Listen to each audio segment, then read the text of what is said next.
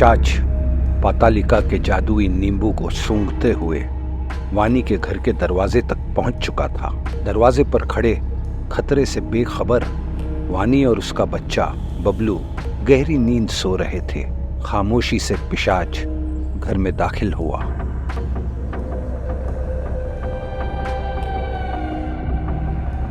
वो सोफा पर आकर बैठ गया। उसे पातालिका के जादुई नींबू की खुशबू आ रही थी।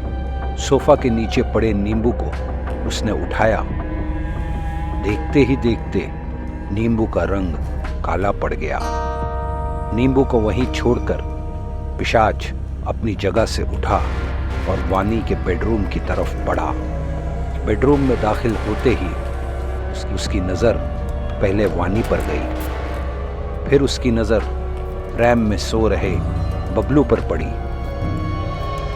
उसकी आंखों में एक अजीब चमक पैदा हुई। वहां शीना भी अपने बेडरूम में नींद की आगोश में थी। उसे अंदाजा भी नहीं था कि उसकी गलती ने उसकी सहेली वानी और उसके बच्चे बबलू को कितने बड़े खतरे में डाल दिया है। सुबह सूरज फिर निकला, रोशनी फिर फैली, लेकिन ये रोशनी वानी के लिए गमों की बौछार लेकर आई थी। वानी की आंख खुली। बेड से उठकर उसने बबलू के प्रेम की तरफ देखा। हमेशा की तरह उठकर वो प्रेम के पास आई। बबलू को प्रेम में देखते ही वो चौंक पड़ी। बबलू के हाथ पांव और शक्ल नीली पड़ चुकी थी। घबराकर उसने बबलू को छुआ तो उसकी जान में जान आई। बबलू की सांसें चल रही थी।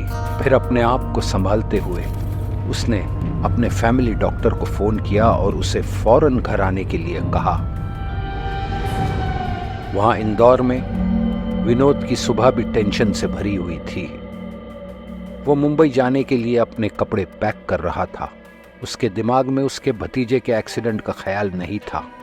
वो सिर्फ ये सोच रहा था कि क्या उसकी बीवी मीना सचमुच जिंदा है। अपनी सूटकेस के साथ वो सड़क पर आया और रेलवे स्टेशन की तरफ निकल पड़ा। मुंबई में शीना तेज कदमों से अपने ऑफिस की बिल्डिंग की तरफ बढ़ रही थी। वो लेट हो गई थी। ऑफिस में दाखिल होते ही उसकी नज़र रजत और सुमन पर पड़ी। सुमन को देखते ही उसके तन बदन में आग लग गई। अपने डेस्क पर आकर वो काम करने लगी, लेकिन उसका मन काम में नहीं लग रहा था। वो इस इंतजार में थी कि कब रात हो और कब वो पातालिका के पास जाकर उसे नींबू के खो जाने की बात बताए। वानी के घर डॉक्टर ने डोरबेल बजाई। वानी ने दरवाजा खोला और उसे बबलू की हालत के बारे में बताया। बबलू के पास आकर डॉक्टर उसे चेक करने लगा। उसे हैरत हुई कि बॉडी नीली पड़ने के बावजूद बबलू की सांसें ठीक चल रही थी। डॉक्टर ने वानी से कहा कि बबलू को फौरन अस्पताल में एडमिट करना पड़ेगा। बिना टेस्ट किए ये पता करना मुश्किल था कि बबलू को क्या हुआ है। ट्रेन अपनी पटरियों पर रफ्तार से मुंबई की तरफ चल रही थी। अपनी सीट पर बैठा विनोद बहुत बेचैन था। फिर अतीत की बातें उसके दिमाग में दौड़ने लगी। मीना के मरने से कुछ दिनों पहले दोनों के रिश्तों में झगड़ों की वजह से बहुत खटास आ चुकी थी। मीना अब उसे डिवोर्स मांग रही थी। विनोद ने उससे साफ साफ कह दिया कि वो मर जाएगा लेकिन उसे डिवोर्स नहीं देगा। फिर एक दिन जब विनोद अपनी छोटी सी ग्रोसरी की दुकान में बैठा काम कर रहा था, तब उसे उसके पड़ोसी का फोन आया। पड़ोसी ने उसे बताया कि उसके किचन में गैस सिलेंडर फटने की वजह से उसके घर में आग लग गई है। उसकी माँ और बीवी घर में फंसे हुए हैं। विनोद घबरा गया। जब वो अपने घर के बाहर पहुंचा तो घर जल रहा था। आग इतनी फैल चुकी थी कि अंदर जाना मुश्किल था। जब आग बुझाई गई तब विनोद घर में दाखिल हुआ। अंदर का मंजर देखकर उसके होश उड़ गए। उसकी माँ और उसकी बीवी मीना की जली हुई लाशें फर्श पर पड़ी थी। लाशें इस हद तक जल चुकी थी कि उन्हें पहचानना तक मुश्किल था।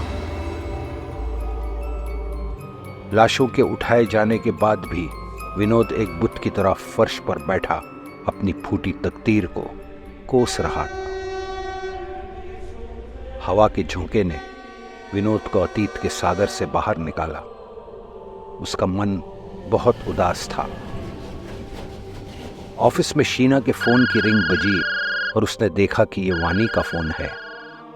वानी ने उसे बताया कि वो अस्पताल से फोन कर रही है। उसने शीना को बबलू के बारे में बताया। शीना ने उसे धीरज रखने की बात की और कहा कि वो ऑफिस से छुट्टी लेकर फौरन अस्पताल आएगी। फोन रखकर जब शीना पलटी तो उसकी नजर सुमन पर पड़ी। अपने डेस्क के पास बैठी सुमन उसकी तरफ देख रही थी। दोनों की आंखें चार हुई। सुमन बड़ी अजीब नजरों से शीना को देख रही थी। अचानक शीना के रोंगटे खड़े हो गए। एक पल के लिए शीना को ऐसे लगा जैसे सुमन उसके दिमाग के अंदर झांक रही हो। अचानक सुमन शीना की तरफ आने लगी। शीना की समझ में नहीं आया कि वो क्या करे। शीना के पास आकर सुमन ने कहा, मेरा नाम सुमन है। 3 महीनों से मैं इस ऑफिस में काम कर रही हूं, लेकिन आज तक किसी ने हमारा इंट्रोडक्शन नहीं करवाया। मेरा नाम शीना है, शीना ने हड़बड़ाकर कहा। जानती हूं, सुमन ने जवाब दिया। इस सोमवार को मेरा बर्थडे है। घर में एक छोटी सी पार्टी रखी है। ऑफिस के सभी लोग आ रहे हैं। मैंने सोचा तुम्हें भी इनविटेशन दे दूं। सुमन ने मुस्कुराते हुए कहा। थैंक यू, शीना ने राहत की सांस लेते हुए जवाब दिया। उसे बाय कहते हुए सुमन चली गई। छुट्टी लेकर जब शीना ऑफिस से बाहर आई तो उसके दिमाग में सिर्फ एक ही ख्याल था।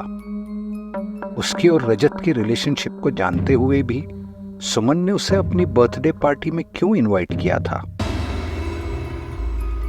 अस्पताल में बबलू के ब्लड टेस्ट हो चुके थे। उसकी कंडीशन स्टेबल थी। पेडियाट्रिक वार्ड के बाहर बैठी वानी टेस्ट की रिपोर्ट्स के आने का इंतजार कर रही थी। वहां वानी के घर पिशाच अब भी बैठा हुआ था। दिन की रोशनी में पिशाच की पावर ना के बराबर हो जाती है। वो रात होने का इंतजार कर रहा था।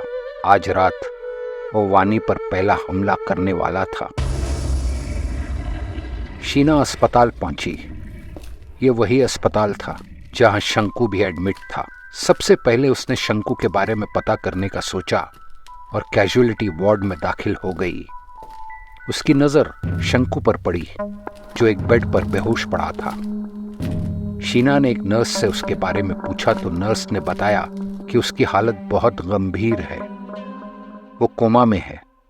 एक राहत की सांस लेकर शीना पेडियाट्रिक वार्ड की तरफ बढ़ी।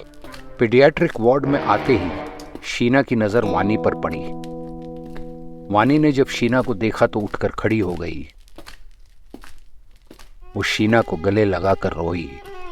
दोनों लॉबी की सीट्स पर बैठ गए और वानी ने शीना को बबलू के बारे में बताया।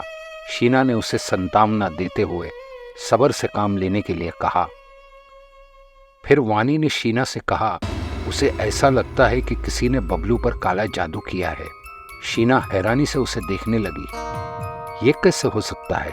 वानी ने शीना को एक काला नींबू दिखाया और कहा कि ये काला नींबू उसे सुबह सोफा के पास मिला।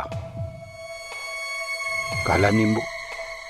शीना ने झटका खाते हुए कहा। शीना की बौखलाहट देखकर वानी को अजीब लगा और उसने बेख्याली में पूछा, क्या तू इस नींबू के बारे में जानती है शीना? मैं कैसे जान सकती हूं? शीना ने हड़बड़ाकर जवाब दिया। शीना समझ गई थी कि नींबू टैक्सी में नहीं, वानी के घर पर गिरा था। इस नींबू का राज पाताली का ही बता सकती है, वानी ने अचानक कहा। शीना के दिल की धड़कन बढ़ी और उसने कहा, मैं आज रात पातालिका के पास जाने वाली हूँ। तू मुझे ये नींबू दे दे, मैं पातालिका से इसके बारे में पूछूंगी। थैंक यू शीना, वानी ने शीना को नींबू देते हुए कहा। थैंक्स कहने की क्या जरूरत है वानी, शीना गहरी सांस लेते हुए बोली। तूने ही तो मुझे पातालिका का पता बताया था, क्या मैं तेरे लिए इतना भी नहीं कर सकती?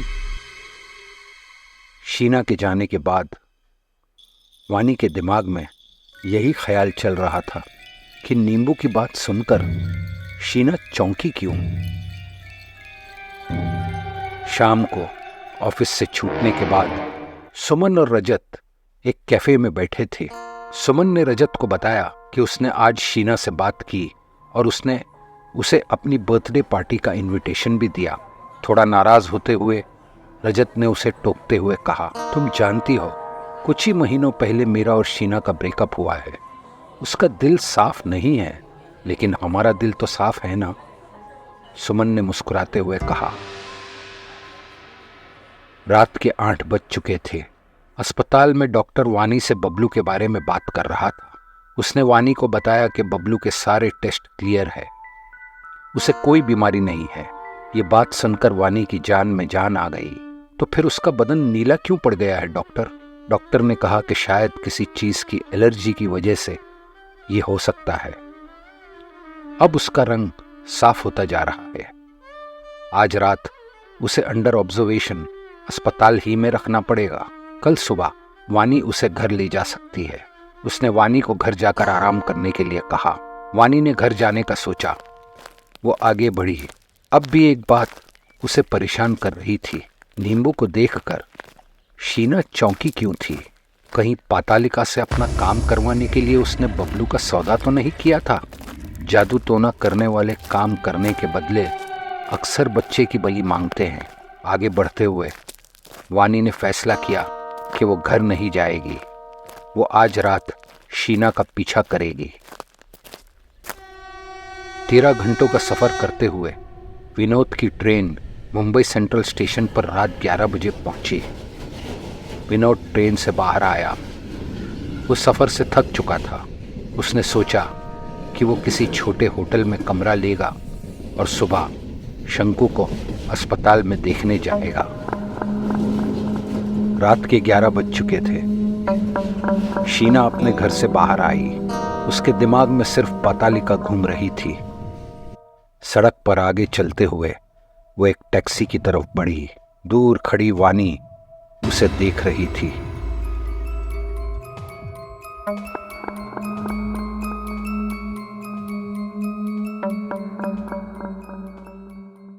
प्यारे दोस्तों, हर हफ्ते नई कहानियां देखने के लिए हमरा स्टोरीज चैनल को सब्सक्राइब करना भूलना मत प्लीज। शीना की टैक्सी कब्रिस्तान के रास्ते की तरफ बढ़ रही थी। उसे सिर्फ एक ही बात का डर था, नींबू के गिर जाने की बात पर पातालिका गुस्से में ना आ जाए।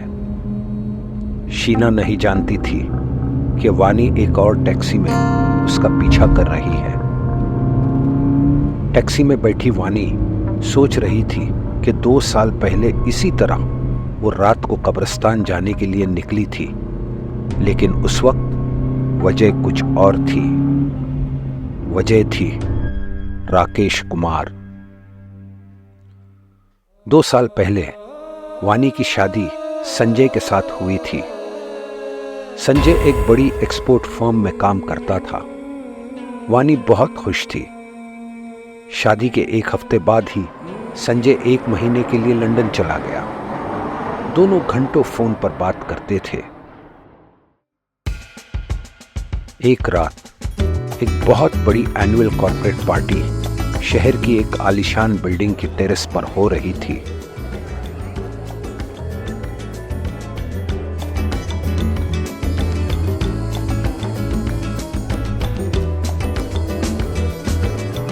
वानी को अपनी कंपनी की तरफ से उस पार्टी का इनविटेशन मिला था। पार्टी जोरों में चल रही थी। इतने सारे लोगों के बीच होते हुए भी वानी खुद को अकेला महसूस कर रही थी, क्योंकि उसका पति संजय उसके साथ नहीं था। वो लंदन में था। अचानक वानी के चेहरे पर डर के अक्स उभरे। कुछ ही दूर राकेश कुमार अपने दोस्तों के साथ बातें कर रहा था।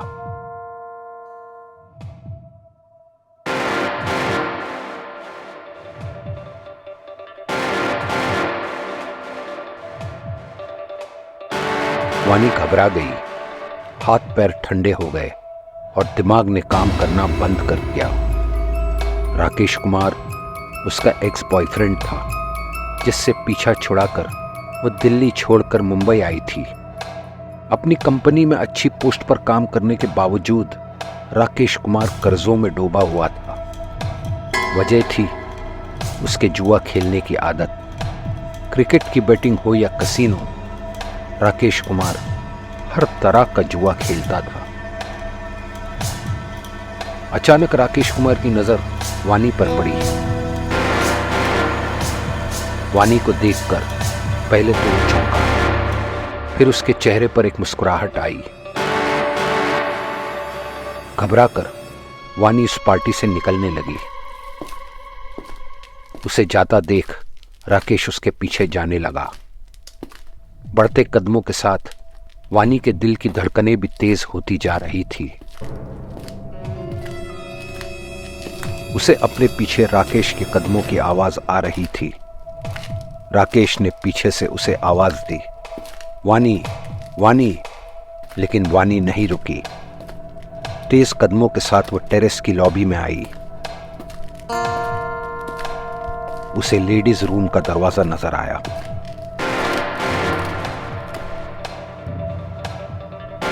वो लेडीज टॉयलेट में दाखिल हो गई। अंदर आकर वो वॉशरूम की तरफ बढ़ी। अपने जहन को काबू में लाने के लिए उसने ठंडा पानी अपने मुंह पर मारा। बाहर राकेश उसे ढूंढ रहा था। अंदर वानी अपनी तकदीर को कोस रही थी। कुछ देर बाद वो लेडीज रूम के बाहर आई। राकेश वहां नहीं था। एक ठंडी सांस लेकर वो बाहर जाने के रास्ते की तरफ बढ़ गई।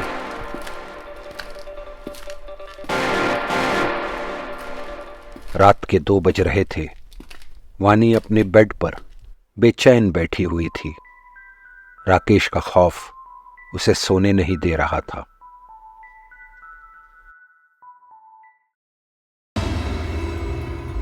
करीब 1 हफ्ते बाद एक दिन वानी सड़क पर चल रही थी। पीछे से किसी ने उसे आवाज दी। उसने पलटकर देखा तो वो सख्ते में आ गई।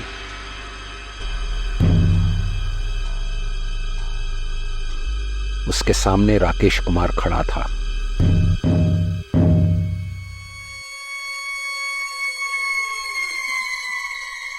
क्या बात है वानी, बिना बात किए पार्टी से चली गई? अपने पुराने आशिक को इतना जल्दी भूल गई? तंज करते हुए वो उसके पास आया। हमारे बीच अब कोई रिश्ता नहीं है राकेश। मैं तुमसे बात नहीं करना चाहती। अगर फिर कभी तुमने मेरे साथ बात करने की कोशिश की तो अच्छा नहीं होगा, वानी ने हिम्मत जुटाते हुए कहा। ठीक है, जैसा तुम चाहो, राकेश ने कहा। सिर्फ इतना बता दो कि हम दोनों की वो पर्सनल वीडियोस और तस्वीरें जो मेरे पास है उनका क्या करूं? इंटरनेट पर अपलोड करूं या तुम्हारे हस्बैंड संजय को लंदन भेज दूं? ये बात सुनकर वानी के पैरों के नीचे से जमीन निकल गई। इंटरनेट पर पोस्ट की तो तुम पॉर्न स्टार बन जाओगी, और संजय को भेजी तो पता नहीं वो तुम्हारे साथ क्या करेगा। वैसे एक तीसरा ऑप्शन भी है मेरे पास, राकेश ने इत्मीनान के साथ कहा। तुम मुझसे क्या चाहते हो राकेश? वानी ने घबराई हुई आवाज में पूछा। तुम तो जानती हो वानी, मुझे सिर्फ एक चीज की कमी हमेशा रहती है, और वो चीज है पैसा। कल 1 लाख रुपया कैश अपने घर पर तैयार रखना, मैंने पता कर लिया है कि तुम कहाँ रहती हो।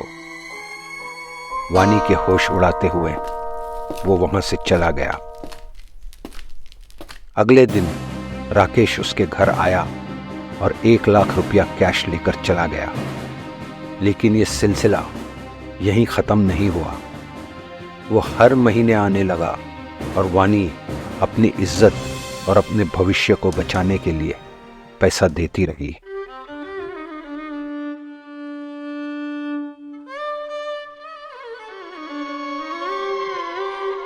तीन महीनों में वानी का बैंक अकाउंट खाली हो गया। उसने ये बात राकेश को बताई। राकेश ने कहा कि अगर वो उससे हमेशा के लिए पीछा छुड़वाना चाहती है तो उसे 20 लाख रुपए देने पड़ेंगे।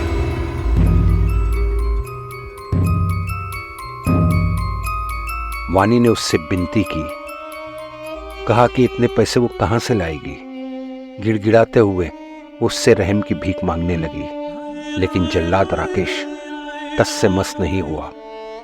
उसने वानी को ये पैसे अपने हस्बैंड संजय से मांगने के लिए कहा और धमकाया कि अगर 1 हफ्ते में उसे पैसा नहीं मिला तो वो उसके वीडियो संजय को तो भेजेगा ही, इंटरनेट पर भी अपलोड कर देगा। जिस तरह एक मक्खी मकड़ी के जाल में फंसती है, वानी भी राकेश के जाल में फंस चुकी थी। लड़कियां अक्सर प्यार में ऐसी नादानियां कर बैठती है, उनका भुगतान जिंदगी भर करना पड़ता है। बालकनी पर खड़ी वानी सोच रही थी कि वो संजय से इतनी बड़ी रकम कैसे मांग सकती है। कहां से लाएगी वो इतने पैसे। डूबते हुए सूरज के साथ उसे अपना फ्यूचर भी डूबता हुआ नजर आ रहा था। उसी वक्त डोरबेल बजी। जब वानी ने दरवाजा खोला तो सामने उसकी विधवा पड़ोसन मार्था आंटी खड़ी थी। मार्था आंटी वानी को अपनी बेटी की तरह चाहती थी। दोनों लिविंग रूम में बैठकर बातें करने लगे। मार्था आंटी वानी का उदास चेहरा देखकर बोली, पिछले 2-3 महीनों से मैं देख रही हूं कि तू बहुत उदास रहती है। तेरी लाइफ में जरूर कोई प्रॉब्लम आया है। बता क्या बात है। वानी का दिल अचानक भर आया और उसने मार्था आंटी को सब कुछ बता दिया। पूरी बात सुनकर मार्था आंटी बोली, मेरी बात ध्यान से सुन वानी। अगर तूने किसी तरह बंदोबस्त करके राकेश को 20 लाख रुपए दे भी दिए तब भी वो तेरा पीछा नहीं छोड़ेगा। ब्लैकमेलर्स लीच की तरह होते हैं। अगर बदन पर चिपक जाएं तो पूरा खून चूस कर ही छोड़ते हैं। तुझे अपने प्रॉब्लम का परमानेंट सॉल्यूशन ढूंढना पड़ेगा। परमानेंट हल? लेकिन कैसे? वानी ने पूछा। शहर के दूसरे छोर पर एक बड़ा कब्रिस्तान है।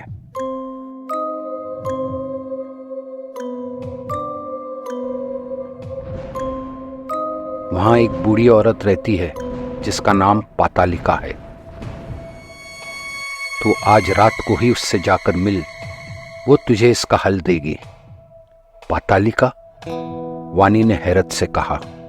हां, पातालिका, मार्था ने जवाब दिया। लेकिन एक बात याद रखना, जब तू उससे मिलेगी तो उसे ये मत बताना कि मैंने तुझे उसका पता बताया है। ये भी मत बताना कि तू मार्था नाम की किसी औरत को जानती है। लेकिन क्यों? वानी ने हैरत से पूछा। ये एक ऐसा काला राज है जो मैं तुझे नहीं बता सकती। अगर तू राकेश से हमेशा के लिए पीछा छुड़वाना चाहती है तो जैसा मैं कहती हूं वैसा कर। मार्था आंटी के जाने के बाद वानी बहुत देर तक सोफा पर लेटी रही। आखिरकार उसने फैसला किया कि पातालिका के पास जाने के अलावा अब उसके पास और कोई रास्ता नहीं था। रात का 1 बज रहा था। वानी पातालिका के सामने बैठी थी। उसने पातालिका को राकेश के बारे में सब कुछ बता दिया था। पातालिका ने कहा कि वो वानी को राकेश से 1 हफ्ते में हमेशा के लिए छुटकारा दिलवा सकती है, लेकिन बदले में उसे कुछ देना पड़ेगा। जब वानी ने कीमत पूछी तो पातालिका ने कहा, तुझे अपने सर के सारे बाल मुझे देने पड़ेंगे।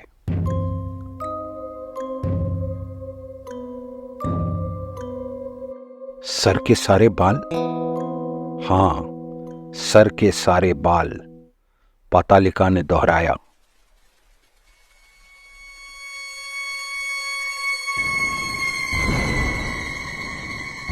लेकिन मेरा काम तो हो जाएगा ना? वानी ने डरते हुए पूछा। कल तू अपने सर के बाल लाकर अपना वादा पूरा कर, मैं अपना वादा पूरा करूंगी।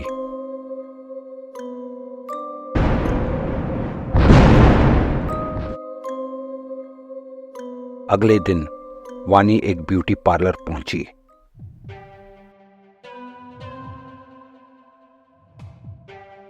पार्लर की सीट पर बैठकर उसने आखिरी बार अपने घने बालों को देखा और ब्यूटिशियन से कहा कि वो अपना सर मुंडवाना चाहती है। ब्यूटिशियन हैरत से उसे देखने लगी। वानी ने अपनी आंखें बंद कर ली। आधा घंटा देखते ही देखते गुजर गया।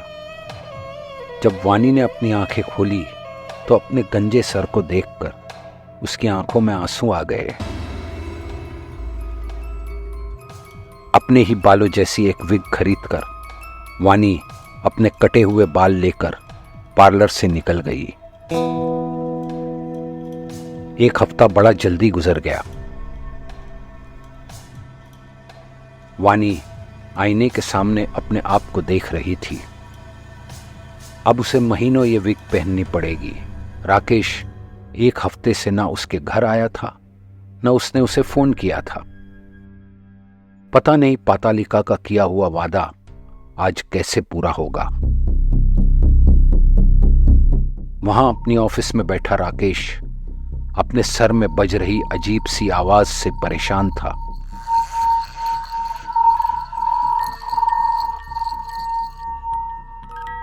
पिछले एक हफ्ते से वो इस आवाज से परेशान था। आज शाम से ये आवाज बहुत तेज हो गई थी। उसे ऐसा लग रहा था जैसे ये आवाज उसके दिमाग में सुराख कर रही हो।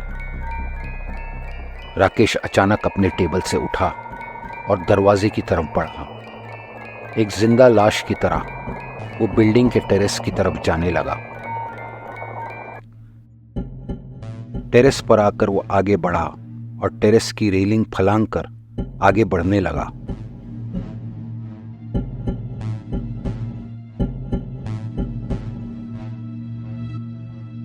चालीस फ्लोर की बिल्डिंग के टेरेस की आखिरी किनारे पर पहुंचकर वो एक बुत की तरह खड़ा होकर नीचे देखने लगा। फिर अचानक उसने टेरेस से छलांग लगाई।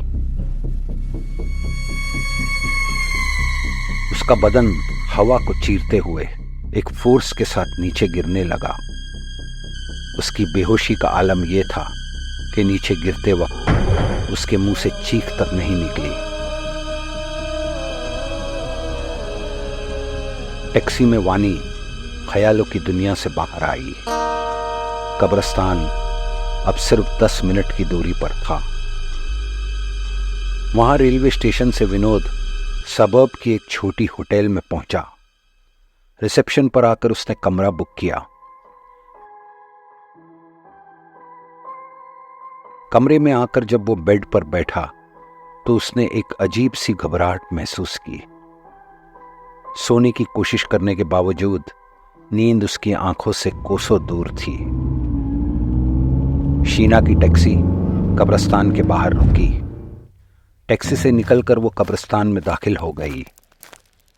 कुछ दूरी पर वानी की टैक्सी भी रुकी। टैक्सी से बाहर आकर वानी भी कब्रिस्तान की तरफ बढ़ी।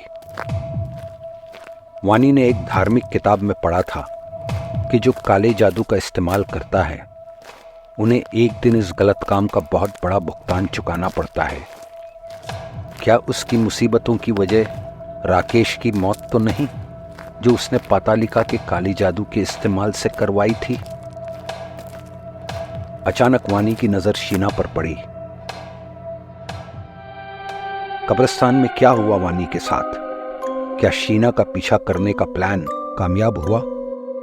देखते हैं अगले एपिसोड में।